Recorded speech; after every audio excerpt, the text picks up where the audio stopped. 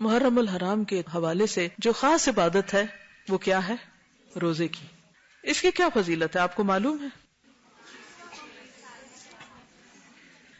عن ابی ہریرہ رضی اللہ عنہ قال قال رسول اللہ صلی اللہ علیہ وسلم افضل الصیام بعد رمضان شہر اللہ المحرم وافضل الصلاة بعد الفریضة صلاة اللیل.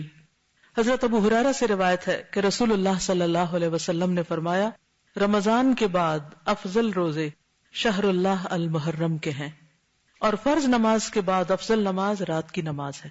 یعنی جس طرح فرض نمازوں کے بعد سب سے افضل نماز تہجد کی نماز ہے، اسی طرح رمضان کے بعد افضل ترین روزہ محرم کا روزہ ہے. عن ابی ہریرہ قال جاء رجل الى النبي صلی اللہ علیہ وسلم فقال ای صیام افضل بعد شہر رمضان قال شہر اللہ الذی تدعونہ المحرم. ابو ہریرہ سے روایت ہے کہ ایک آدمی نے نبی صلی اللہ علیہ وسلم کی خدمت میں حاضر ہو کر کہا ماہ رمضان کے بعد کون سے روزے افضل ہیں؟ آپ نے فرمایا اللہ کے اس مہینے کے جسے تم لوگ محرم کہتے ہو. حضرت ابن عباس سے عاشورہ کے روزے کے بارے میں پوچھا گیا، یعنی خاص طور پر 10ویں محرم کا روزہ جو ہے. جب حضرت ابن عباس سے اس کے بارے میں پوچھا گیا تو انہوں نے کہا میرے علم کے مطابق رسول اللہ صلی اللہ علیہ وسلم نے کسی دن کو سب دنوں سے افضل سمجھ کر روزہ نہیں رکھا سوائے اس دن کے یعنی عاشورہ کے، اور نہ کسی مہینے کے سوائے اس مہینے کے یعنی رمضان میں. یعنی رمضان کے روزے بہرحال سب سے افضل ہیں، اس کے بعد ثواب کے اعتبار سے اس دن کا روزہ. ابن عباس کہتے ہیں کہ رسول اللہ صلی اللہ علیہ وسلم رمضان کے بعد کسی دن کی اور دنوں پر فضیلت کا انتظار نہیں فرماتے تھے سوائے عاشورہ کے دن کے. اور یہ بھی آپ کو معلوم ہے نا کہ رمضان کے روزے فرض ہونے سے پہلے محرم کے روزے ہوتے تھے. یہ بھی یاد رکھیے کہ یہود بھی محرم میں روزے رکھتے تھے، اور خصوصاً 10 محرم کا روزہ.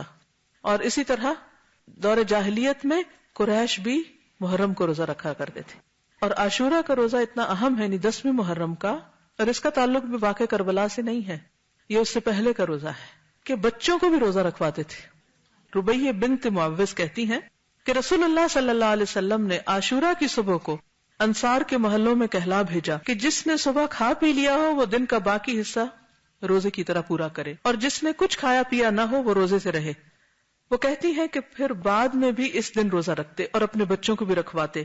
انہیں ہم اون کے کھلونے دے کر بہلاتے، جیسے گڑیا وغیرہ ہوتے ہیں نا، ہم کپڑے کے بناتے ہیں، تو وہ اون کے کچھ کھلونے وغیرہ بنا کے وہ بچوں کو دیتے کہ اس سے کھیلیں، اور ان کو بہلائے رکھتے. جب کوئی کھانے کے لیے روتا تو وہی دیتے یہاں تک کہ افطار کا وقت آ جاتا. اب یہ رونے والے بچوں کا روزہ ہے. کون سی عمر کے بچے ہو سکتے ہیں؟ بہت چھوٹے بچے. تو اب آپ دیکھ لیجیے آپ کے گھر میں چھوٹے سے چھوٹا کون ہے اور وہ کیا کرے گا. ان کو کس سے بہلانا ہے؟ آپ نے کوئی کھلونے وغیرہ رکھے ہوئے کہ نہیں، یا بنا کے رکھے ہوئے نہیں.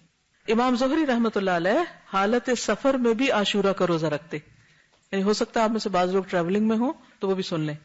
ان سے کہا گیا کہ آپ رمضان میں سفر کرتے ہیں تو روزہ نہیں رکھتے، تو انہوں نے کہا بے شک اللہ تعالیٰ رمضان کے بارے میں فرماتے ہیں کہ اس کی گنتی دوسرے دنوں کی گنتی سے پوری کر لو، جبکہ عاشورہ کے بارے میں ایسا نہیں فرمایا کہ یہ روزہ تم کسی اور دن رکھ سکتے ہو، اس لیے اس دن رکھتا ہوں. حضرت ابو قتادہ کہتے ہیں کہ رسول اللہ صلی اللہ علیہ وسلم نے فرمایا صیام یوم عاشوراء احتسب علی اللہ ان یکفر السنۃ التی قبلہ. صحیح مسلم. نبی صلی اللہ علیہ وسلم نے فرمایا میں سمجھتا ہوں کہ اللہ تعالیٰ عاشورہ کے دن کے روزے کے بدلے گزشتہ 1 سال کے گناہ معاف فرما دے گا. ابو قتادہ ہی سے روایت ہے کہ عاشورہ کے دن کے روزے کے بارے میں پوچھا گیا تو آپ نے فرمایا یہ پچھلے 1 سال کے گناہوں کا کفارہ ہے. حضرت عبداللہ بن عباس سے روایت ہے نبی صلی اللہ علیہ وسلم مدینہ تشریف لائے تو یہود کو یوم عاشورہ کا روزہ رکھتے دیکھا تو پوچھا تم اس دن کیوں روزہ رکھتے ہو؟ انہوں نے جواب دیا یہ عظمت والا دن ہے، اس دن اللہ تعالیٰ نے حضرت موسیٰ اور ان کی قوم کو نجات دی تھی اور فرعون اور اس کی قوم کو غرق کر دیا، تو حضرت موسیٰ نے بطور شکر اس دن کا روزہ رکھا، تو اس لیے ہم بھی یہ روزہ رکھتے ہیں. تو آپ نے فرمایا موسیٰ علیہ السلام سے تمہاری نسبت ہم زیادہ قریب ہیں، یعنی ہم زیادہ ان کو فالو کرتے ہیں، اس لیے نبی صلی اللہ علیہ وسلم نے خود بھی روزہ رکھا اور صحابہ کرام کو بھی روزے کا حکم دیا. لیکن یہود کی مشابہت سے بچنے کے لیے آپ نے 10 کے ساتھ 9 محرم کے روزے کو ملانے کی خواہش کا اظہار کیا. حضرت عبداللہ بن عباس سے روایت ہے کہ رسول اللہ صلی اللہ علیہ وسلم نے عاشورہ کا روزہ رکھا اور لوگوں کو بھی اس کے رکھنے کا حکم دیا. تو لوگوں نے کہا اللہ کے رسول صلی اللہ علیہ وسلم یہ وہ دن ہے جس کی یہود اور نصارہ عزت کرتے ہیں. آپ نے فرمایا جب اگلا سال آئے گا اگر اللہ نے چاہا تو ہم 9 تاریخ کا روزہ بھی رکھیں گے، لیکن اگلا سال آنے سے پہلے آپ کی وفات ہو گئی. تو اس سے پتہ کیا چلتا ہے کہ 9 محرم کا بھی 7 روزہ رکھیں. بعض لوگوں نے 10 اور 11 کی بات کی لیکن وہ سند ضعیف ہے، اس لیے افضل کیا ہے 9 اور 10 کا روزہ رکھنا. لیکن اگر کسی وجہ سے آپ 2 دن کا نہیں بھی رکھ سکتے، افضل تو یہی ہے، تو کم از کم 10 کا روزہ رکھنا نہ بھولیے. تو آج آپ نے کچھ سیکھا. کیا سیکھا؟ کیا آپ چاہتے ہیں کہ اور بھی سیکھیں؟ پھر آپ میں سے ہر ایک پہ لازم ہے کہ یہ پمفلٹ خود بھی پڑھیں. جو میں نے باتیں کی اس میں سے بہت سی باتیں اس میں مختصراً ٹو دا پوائنٹ لکھی گئی ہیں، اور اس پمفلٹ کو کسی نہ کسی کو دیں اور پڑھ کر سنائیں اور اس تک پہنچائیں. یہ منیمم ہے. 7 بھی کر سکتے ہیں، 10 بھی کر سکتے ہیں، اور اس سے آگے جتنے چاہیں بڑھا لیں. ٹھیک ہے. اسی طرح اس ٹاپک پر کیسٹ بھی ہیں. سال نو کا پیغام بسلسلہ محرم الحرام.